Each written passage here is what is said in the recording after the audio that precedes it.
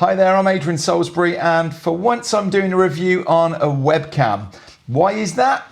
Because it does this, and I think that's pretty cool. This webcam is an AI-powered PTZ webcam, which means it will do pan, tilt, and zoom. Basically, it's going to work around on two axes, up and down, side to side, and it will zoom in on me as well, or zoom out in this case. So the cool features of this, I can set this thing to track and follow me like this, and it would do a great job of keeping me in the center of the frame. If I want to stop it doing that, I just put my hand up, and now as I move around, it won't try to track me. Hand up again, gives me an indication, and it's back following me. If I want it to zoom in on me, I just put my hand up like this, and it will do a 2-time zoom in on me and back out again.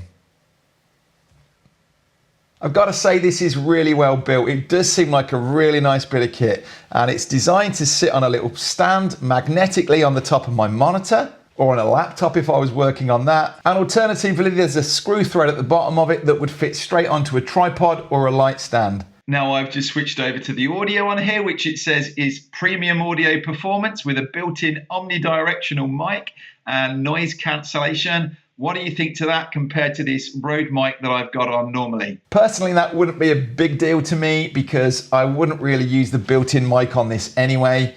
And I have to say, you're looking here at a brand new office space that we've got that's just been decorated out. It's looking very plain at the minute. We've just put the white walls up. We haven't put any furnishings and things back in yet at the moment. So it is echoing for sure in here more than it would do normally. Another smart little feature as well is if you're a bit bothered by this camera sitting here looking at you, all I've got to do is reach over, tilt it down, and the thing turns off and goes into standby.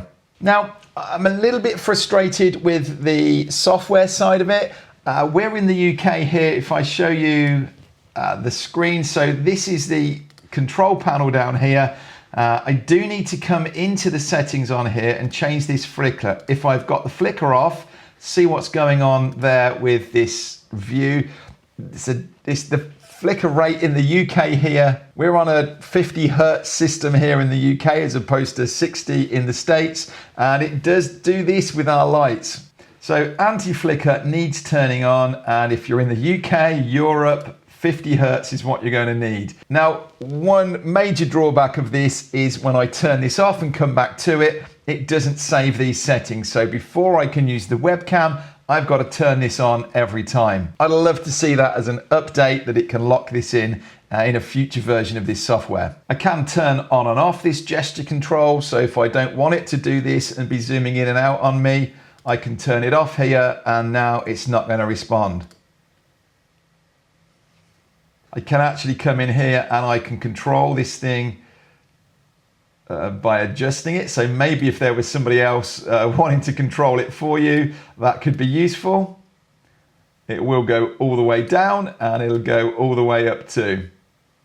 So very flexible, really useful for the right person. Now, genuinely, would I use this thing? If you know me, you know that typically I would be working at this kind of quality. This would be me working on, in this case, a Lumix camera.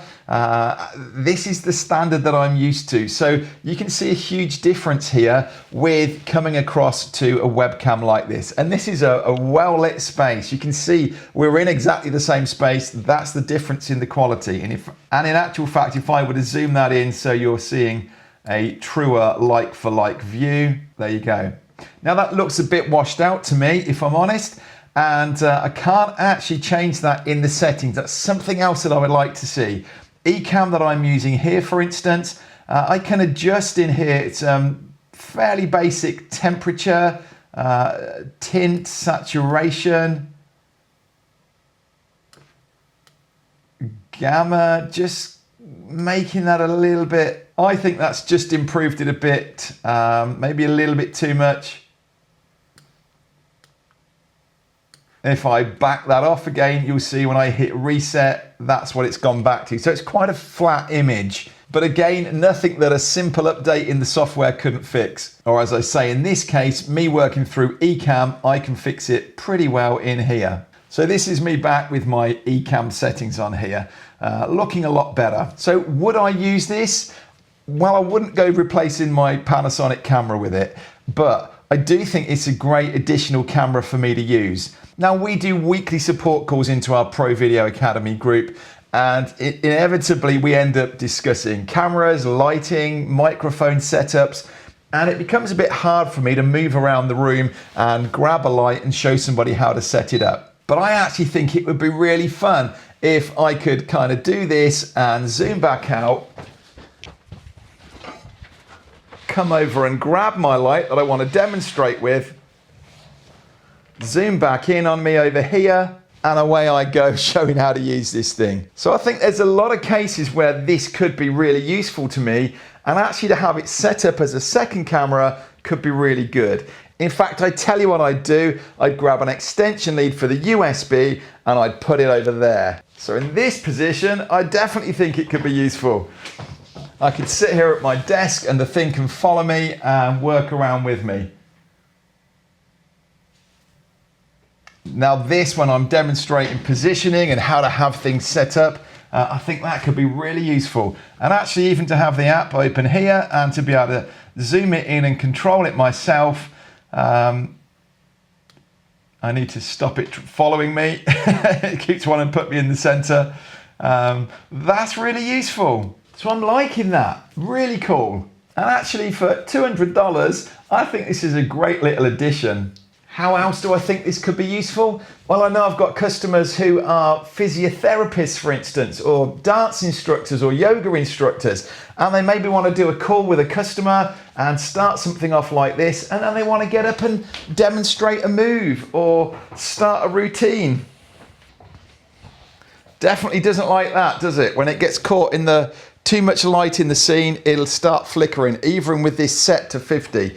Don't understand why that is. But imagine I'm doing a session in a yoga class to be able to stand here.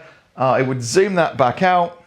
And if I needed to get down on the floor and do some movements, even right down here, the thing will track and follow me. And if I wanted to come back in again, it can come back in and zoom in on me down here. I couldn't do that with anything else with one camera. So although I'm dropping in quality, there's a compromise maybe to go which is more important. Certainly in a live scenario, I think this could be a lot of fun if you were doing, say, a live Zoom session and you wanted to be able to have people dancing along or doing some routine and you'd got a screen up with your audience there. The only thing you've got to be careful of is this thing is flashing every time I'm putting my hands up trying to decide whether it's going to follow me or not. So you need to be careful of that.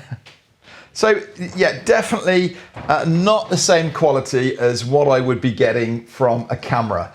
And I'm not saying I would replace a camera with this, but sometimes for the functionality of this and the fun and it's just different. And to be running a class or something where you were just doing something different to everyone else and people are going, how are they able to do that and have it track and follow them?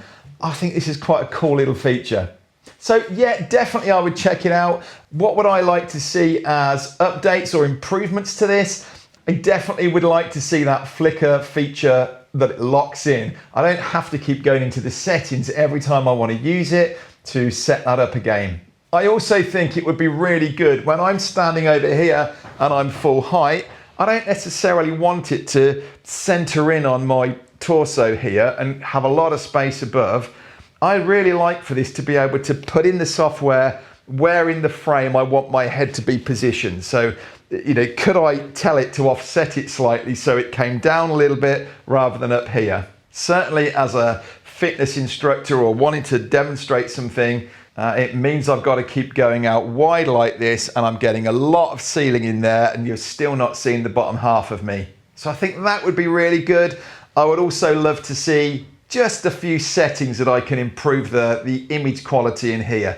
And while I think it's great that it can lock down the exposure and the white balance, there are times when I want to compensate over and above, and it might be that I think I'm looking too dark because I'm in a bright room or there's something bright behind me like this, and I just want to lift it. These are just simple updates that could be done to the software that would just make this even better and would really give it that 5 stars from me. But yeah, I love the functionality. I think this is great fun. I think it seems really well built. and it's an acceptable quality for a webcam.